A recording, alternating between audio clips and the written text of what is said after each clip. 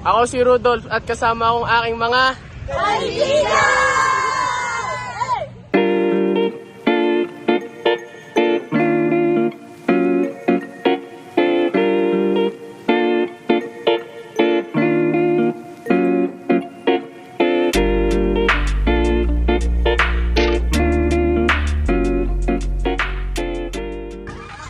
Dito sa Pila Plaza ay nagaganap kada taon-taon ang tinatawag nilang mga Pasko Tita.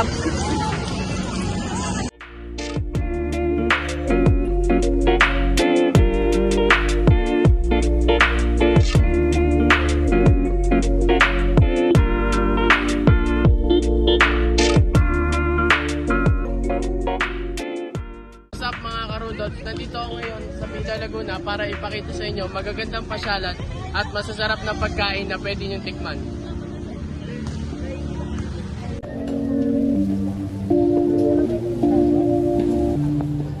Magandang umaga mga Karudolph. Ngayon ay nandito tayo sa Pila Municipal Center.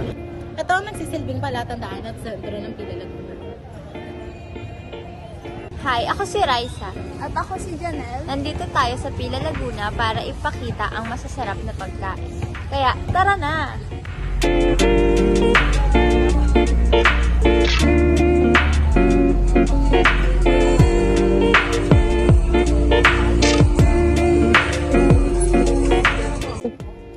Magandang araw mga Karudolph. Narito kami ngayon sa isang bahay kilala bilang pinagsushootingan.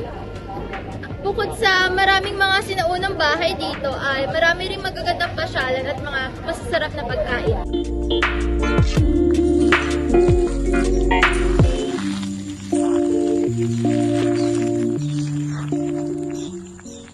Dito sa pinagdayanan, Pila Laguna, merong isang tinatawag na dagat na pwede kang mamangka at mangisda.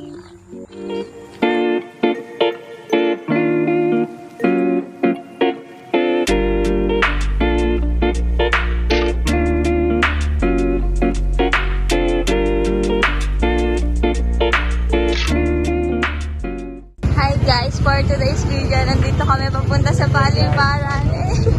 Papunta namin Paliparan. So ngayon, nandito kami sa 7-Eleven. Pero muna ako, napakainit sa labas. Sama mo sa vlog. What's up mga Karudolph? Andito kami sa farm ng Kalawan, Laguna. Saan matatagpuan ang napakagandang view at napakainit na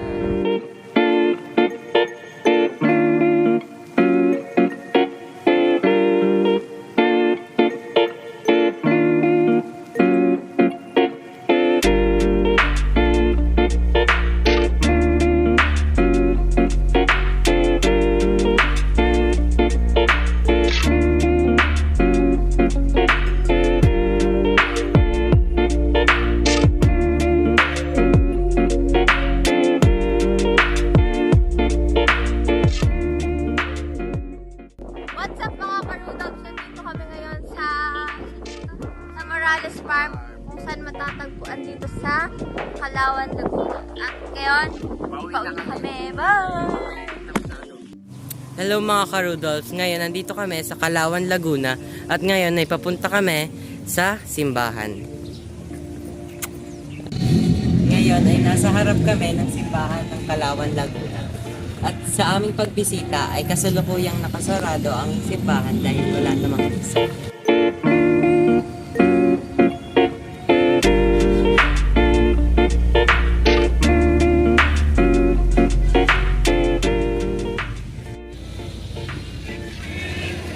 At sa gilid ng istasyon, makikita natin ang 10 utos ng Diyos. Simbahan na tayo ng Kalawan, Laguna, may kita natin ang iba't ibang estasyon kung saan pinapakita kung paano pinahirapan si Jesus at kung ano nangyari sa kanya bago siya mawalan ng buhay. Katulad na lamang na itong unang estasyon na ang nakalagay ay Bulag Supper. Ito ang huling pagkain ni Jesus kasama ang kanyang mga mahal sa buhay. Naman ang iba't ibang mga estasyon kung saan pinapakita na nahihirapan na si Jesus at kung ano ang mga nangyari sa kanya.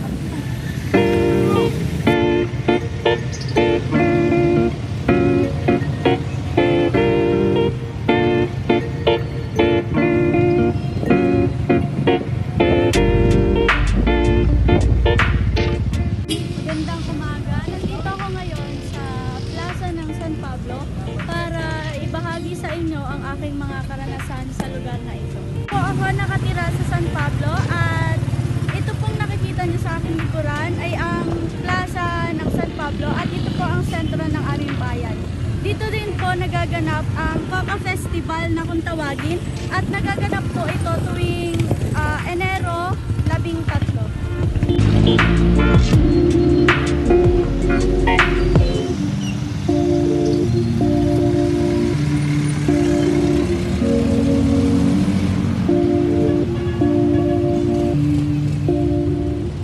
Sa aking likuran ay ang San Pablo Cathedral Church. At ito ay sinimulang itayo noong 1586. Dito rin kami madalas magsimba tuwing Pasko o tuwing simbang gabi.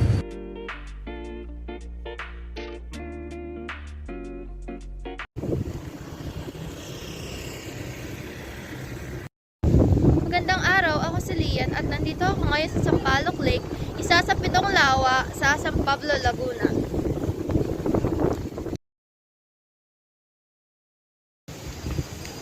Ang San Pablo, Laguna rin ay may ipinagdiriwang na Tilapia Festival. Ito ay ginaganap tuwing Ikamayo 27 at sila ay nagdiwang ng ika-16 na anibersaryo ngayong taon.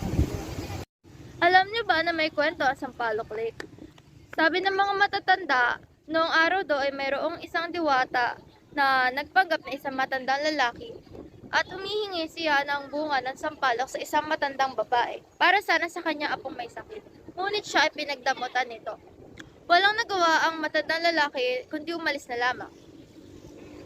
Matapos ang ilang oras ay nagsimula ang paglindol at pagguho ng lupa. Kasabay niyon ang paglubog ng puno ng sampalok. At makalipas ulit ng ilang oras ay lumitaw ang isang anyong tubig na mistulang lawa at tinawag nila yung Sampaloc Lake.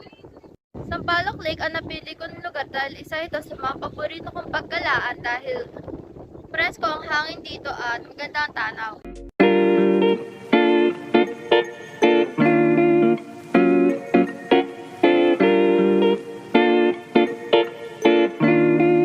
Ang tutunan ko sa ginawa naming vlog ay kahit na taga dito ka pa o malapit ka sa isang lugar na laging pinupuntahan ng mga tao, ay may mga bagay o impormasyon ka pa rin na hindi alam tungkol sa lugar na ito.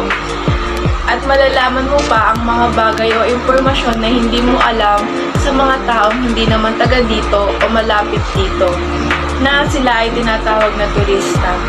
Kaya mas maigi na kapag tayo ay pupunta sa isang lugar na hindi pa tayo pamilyar ay dapat gumagawa tayo ng mga pagre-research para alam natin kung saan tayo pupunta at ano ang mga magandang destinasyon na pupuntahan natin para hindi tayo maligaw at kapag pumunta tayo sa lugar na iyon ay hindi masayang ang ating ginastos dahil lamang hindi natin napuntahan ang sikat na lugar dito o sa pupuntahan nating lugar.